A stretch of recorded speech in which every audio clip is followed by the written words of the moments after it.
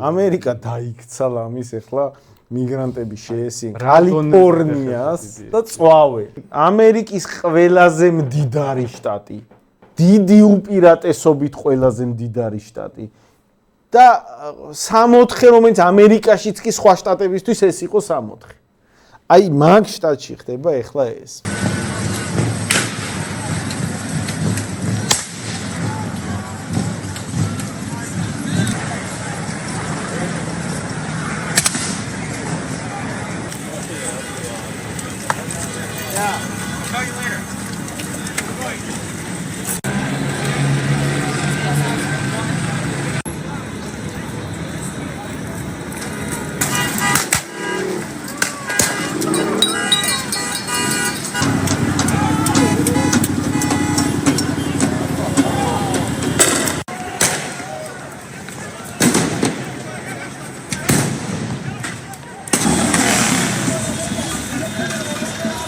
აი ამ ადგილზე ფილმებს რო იღებდნენ, მაგ ფილმებმა დაანგრია საბჭოთა კავშირი რა.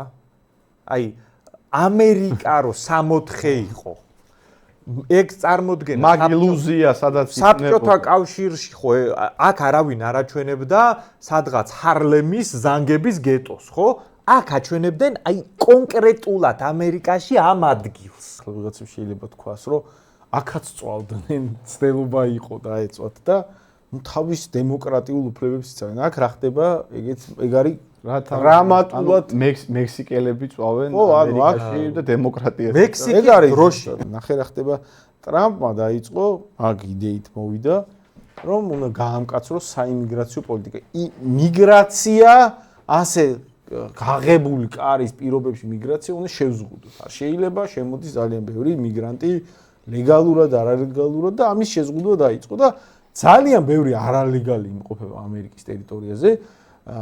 წელიწადში იყო მომენტები, თვეები, როცა როგორც ტრამპმა თქვა, მილიონზე მეტი მიგრანტი შევიდა ერთ თვეში, და ასობით ათასი ყოველ თვე და დღეში 10,000 მიგრანტი კვეთდა მექსიკიდან ამერიკის საზღვარს. ხო გახსოვთ ახლა ქართველებიც რო ძალიან ბევრი მიდიოდა. ამერიკაში გადავდივარ ეგეთი ტერმინი საქართველოში ხო გაჩნდა გულისხმობთ. ანუ ამერიკაში მივდივარ კი არა, გადავდივარ ნიშნავდა რომ მექსიკაში ჩადიოდი და უდაბნოთი ფეხით უნდა შესულიყავი არალეგალურად. ანუ ეგ რაღაც კულტურულ ფენომენად იქცა, იმდენად მასიური მიგრაცია იყო. ხო და ტრამპა ახლა დაიწყო ამათი დეპორტაციის პროცესი არალეგალების. არალეგალურ წადისახში. და დაიწყო ცდილობები ამათ დეპორტაციის ეძებენ ქუჩებში რეიდებს აწყობენ და აჯანყება დაიწყო ამის პასუხად. ანუ არალეგალებმა და ლეგალმა მექსიკელებმა, რომელთაც თავის ნათესავები ჩამოყავთ, უბრალოდ აჯანყება მოაწყო. იმდენი არის, სუისინი არიან ახლა რეალურად. ვიღაცები რო კითხულობენ ჩვენ ამ აქტივობაზე, რომ რატო ლაპარაკობთ მასიურ მიგრაციაზე ეგრე რაღაცა ჭიქაში ქარიშხალი რაღაც ბლა ბლა ბლა ბლა. ხალხო რატო ლაპარაკობთ იცი? ადრე თუ გვიან ამ ქვეყანაში საიმიგრაციო კანონმდებლობის გამკაცრება მაინც მოგვიწევს. ადრე თუ გვიან ამ ქვეყანაში ვინც ზედმეტი ჩამოვიდა, მაგათი დეპორტაცია მაინც მოგვიწევს. უბრალოდ ეხლა თუ დავიწყეთ მაგის იკეთება, ეგ ქვეყნისთვის შეიძლება პატარა დისკომფორტის ფასად დაჯდეს და ჩვენ თუ ეს გავწელეთ, საბოლოო ჯამში, აი ეს რასაც ახლა უყურებთ, ეგეთ დრამატულად ცუდ მდგომარეობამდე მივალთ. ანუ საქართველოშიც შეგვიძლია ესე თუ გავაგრძელებთ, მივიდეთ მდგომარეობამდე, როცა ადრე თუ გვიან გაუსაძლისი რო გახდება და რო ვიტყვით, რომ არალეგალური მიგრაცია და ეს მასიური შემოდინება აუკრძალოთ, ესეთი სურათი მერე გვექნება უკვე თბილისში. თუმცა ასეთი არ იქნება თბილისში. უარესი იქნება, იმიტომ რომ აქამდე თუ მივიდა საქმე. ამერიკა არის მსოფლიოში ყველაზე ძლიერი ქვეყანა. სადაც ის მექსიკელები არიან გაჭირვებული ხალხი, გადმოსული ანუ წარუმატებელი ხალხი. რომ მოიდომოს ამერიკულმა სახელმწიფო მოერევა. ანუ ამერიკა ამ სიტუაციამდე რომ მივიდა, ეხა ჯარი რო შეიყვანოს და რომ მოინდოს მოერევა. ხო, ანუ მოერევა, გაუმკლავდება მაგ. ეხა საქართველოს როგორი ქვეყანა? საქართველოს აქამდე თუ მივიდა, აღარ არსებობს საქართველოს უკვე, ვერაფერს ვეღარ ვიზამთ მე, იმიტომ რომ საქართველოში ესენი რო ჩამოდიან, ესენი გაჭირვებულები კი არ ჩამოდიან. ესენი ავიც ეხა არაბები 6 მილიარდით რო ჩამოვლენ, ქართველებზე შეძლებულები იქნებიან.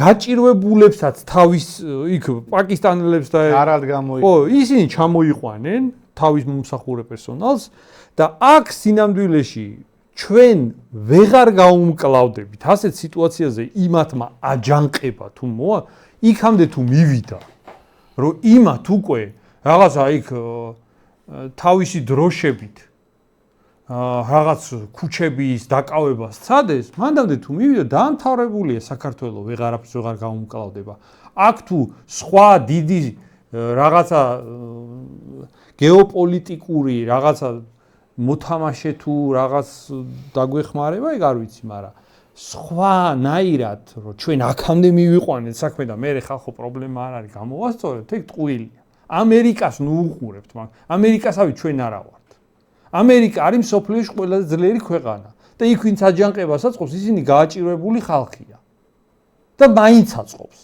და მაინც რართულად ამერიკაში აწყობს და საქართველოს ჯარის შეყვანა და ანუ ეროვნული გვარდიის შეყვანა მოდი აი მოდელირება გავაკეთოთ აი შეიძლება ვიღაცა თვითონ ვერ ხვდებოდეს რას გულისხმობ შენ ანუ კალიფორნიაში არის შემდეგი სურათი 10 წლების განმავლობაში ამ შტატში ხელოვნურად იმიტომ რომ ლიბერალები ხელს უწყობდნენ დიდი რაოდენობით არალეგალი შედიოდა და ვინაიდან პირდაპირ ესაზღვრება კალიფორნია მექსიკას და სხვათაშორის 1850 წლამდე ოფიციალურად მექსიკის იყო ამერიკელი ოკუპირებული ტერიტორია მექსიკელებს წაართვეს მექსიკელებს დღემდე ახლა მთლიანად ოკუპირებულია დღემდე ადგილობრივები ხო არა მან თვითონ ჩოლო სახელმწიფოს ეკუთვნის არა ხო მე ვიძახი ზოგადად ანუ ინდიელებს რო წაართმევ კიდე ერთი არის რაღაც ტომები არიან და აქ ოფიციალურად სახელმწიფოს შევარდნენ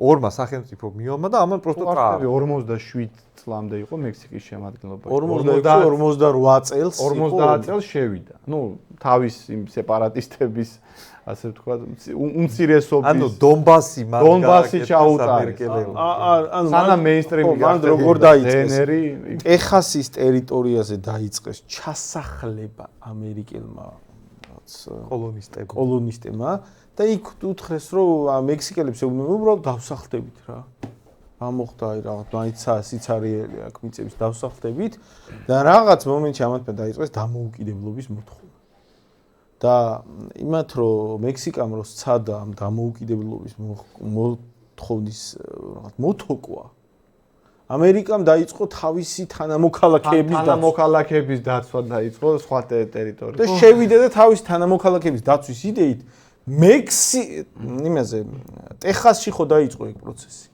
წაართვა არიზონა, ნევადა, კალიფორნია ანუ ჯამში წაართვა მაშინდელი მექსიკის 50%-ზე მეტი ტერიტორიების და რომ მოაწერინენ ზავს ახლა იქ ბოლოს მექსიკის ეხლანდელი მექსიკის შუაგულამდე ჩავიდნენ და დაამარცხეს მექსიკა რომ მოაწერინენ საცოდაობა ზავს სადაც მთელი ეს ტერიტორიის ნახევარი წაართვეს $15 მილიონი მისცეს იქით კომპენსაციად მისცეს აი რა არიცი ალბათ მაგარი კომფორტულია ცხოვრება ისტორია რო არიცი რა აი ხა ხო არიან ვიღაცა ტიპები აქ საქართველოში არაფერი მაგაზე არ გაუგიათ ისიც არ გაუგიათ რომ სინამდვილეში აი ჰავაი მაგალითად ამერიკის როგორ არის იცი იქ თავის რაღაც თავრობა იყო ადგილობრივები მართავდნენ და პროსტ ამერიკელები შევარდნენ და მიიღეთ ცალკე შტატად ისტორია რადგინა იმის გასარკვევად რომ ამერიკა კეთილია ხო და ვიღაცა ეგეთი ტიპები ხო არიან რა ისტორიას რო არ სწავლობენ და რუსეთმა უპრეცედენტო რაღაცა გააკეთა უკრაინაში და უპრეცედენტო კი არა ისტორიის ყველაზე სტანდარტული რაც კი არსებობს ტერიტორიების წართმევა როგორც ხდება ყველა სხვა სახელმწიფოსთვის აი ყველაზე სტანდარტული გააკეთა რაც არსებობს რავი ამერიკელებმა მექსიკას რანაირად წაართვეს ტერიტორიები ეგრე ართმევს ეხა უკრაინას რუსეთი არაფერი ორიგინალური მაგათ არა მე უბრალოდ მან კითხვა სხვა მიჩნდება ნახე ეს არის ესე იგი ახლა ირკვევა რომ ეს არის მექსიკის ისტორიული ტერიტორიები ხო ესე მექსიკის ისტორიული ტერიტორიები წაართვა ამერიკამ და ეხლა მექსიკელები ჩადიან თავის ისტორიულ მიწებზე, არ ვიცი, აი ქართველები ჩავიდნენ მაგალითად აფხაზეთში, რომელიც წართმეული გვაქვს, ხო? თლაც არა, აი ტაოკლარჯიჩი. ხო, და ჩადიან თავის ისტორიულ მიწებზე, სახლდებიან და ამბობენ, რომ აქ ეხლა აქედან ნუყრით. აქედან რატო ყრით? ეხლა კი საზღვარზე გადმოვიპარე, მაგრამ ჩემს ისტორიულ მიწაზე გადმოვიპარე. სადმე სხვაგან ხო არ გადავიპარე რა. ჩემი ქვეყნის ნახევარი წამართვით. და ეხლა რაღაცა მინდა რომ ჩემი ისტორიული ლოს-ანჯელესის საფლავებზე დავსახლდე რა პრობლემა. კი ბატონო, მაგრამ გასაგებია რომ მექსიკელებს უფრო მეტი ისტორიული мотиваცია აქვს და მაგიტომაც აფრიალებენ იქ მექსიკის დროშებს. მაგრამ სახელმწიფოებრივი თვალსაზრისით რო შევხედოთ,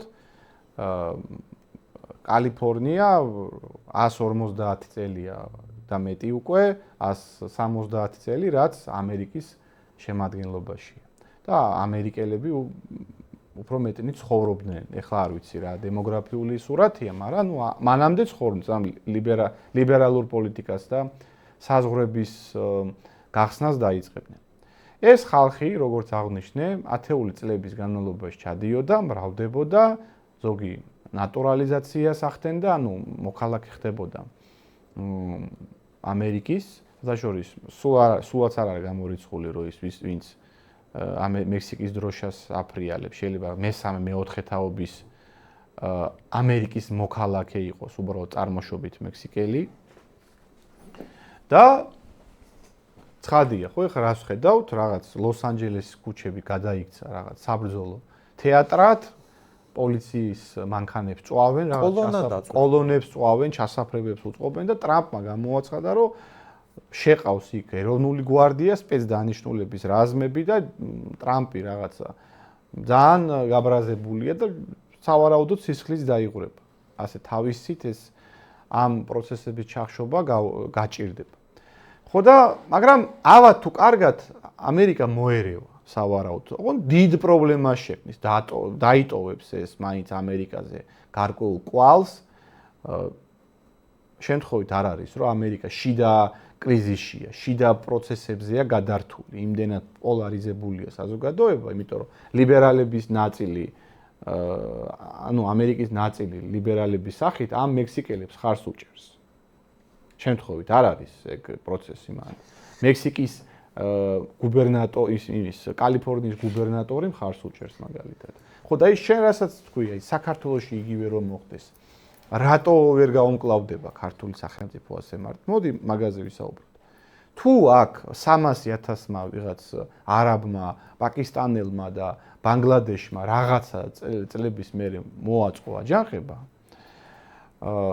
პირველ რიგში მათ ძალიან სერიოზული ზურგი და ლობი ექნებათ სხვა მეზობლების მხრიდან, ისლამური ქვეყნებიდან, მაგალითად თურქეთიდან, იგივე არაბული ქვეყნებიდან, იგივე პაკისტანიდან, ანუ რა განუზომლა ჩვენზე ძლიერი ქვეყნების ზურგი ექნებათ, რომელიც პირდაპირ გეტყვის, თურქეთმა შეიძლება გითხრას, შენ იქ ჩემს მოძმე ხალხს რო იქ გამოხატვის თავისუფლებას არ ანიჭებ. შენ რამე არ შეგეშალოს, კაცო, ეგ ჯარებს შემოვიყვან ახლა.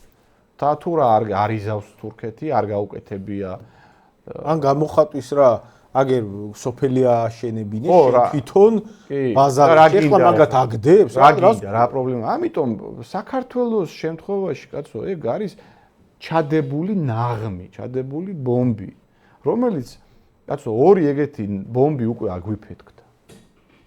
და საგულისხმო რა არის, იცი, აი ხო არსებობს ეგეთი ვერსია, რომ ისტორია ყოველთვის მეორდება. ვერსია რა, ეგ მართლა ეგრეა, ვინც ისტორიას კარგად ეუფლება და აინტერესებს, მიხვდება რამდენი პარალელების გავლება შეიძლება.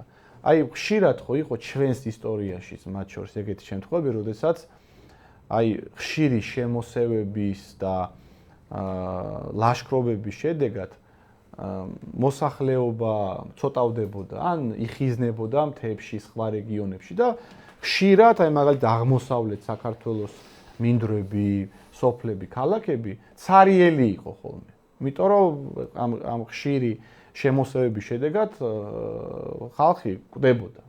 ან მიგრაცია მიმდინარეობდა. თავადები რა შვებოდნენ? თავად თვითონ ხო არ დაიწყებდა ეხა მუშაობას. სხვა ქვეყნებიდან ჩვენი მეზობელი ხალხების ჩასახლებებს ხელს უწყობდნენ იმისთვის, რომ ყმები ყოლოდათ ქართველების ნაცვლად. მე ძალიან ძიმეთ ხო და აი კომერციული ინტერესი ჰქონდათ მაშინდელ თავად აზნაურობას. კომერციული ინტერესით ასახლებდა ის სხვას, იმას რომ ემუშავა ამაზე და სიამდვილეში ეხლაც იგივე ხდება. ეხლაც კომერციული ინტერესი ხდება. უბრალოდ თავად აზნაურები არ არიან, მაგრამ პოლიტიკური და ფინანსური ელიტა. კომერციული ინტერესი არის ყველაზე მძიმე ფორმა ინტერესის, რომელთან გამკლავებაც ყველაზე მეტად ჭირს. ყველაზე ძლიერი ნაწილი. ყველაზე გავლენიანი ნაწილი, რომელსაც აი ამ წუთში უდგას საკუთარი ქონების შენარჩუნების ამოცანა და შემოიყვანს იმას მარტივად კი ვერ გააჩერებ. მაგასთან გამკლავება არის ყველაზე რთული თუ რამე ფენასთან. თუ შენი ფინანსური ელიტა დაინტერესებულია იმაში, რომ შენ შემოგიყვანოს და ჩაგისახლოს იაფი მუშა ხელი, იმისთვის რომ ამან სწრაფად გარკვეული შემოსავალი და მოგება მიიღოს, ეგ არის კატასტროფული დილემა, რომელსაც ჩვეულებრივი ხალხის უზარმაზარი ენერგია და ჩართულობა ჭირდება.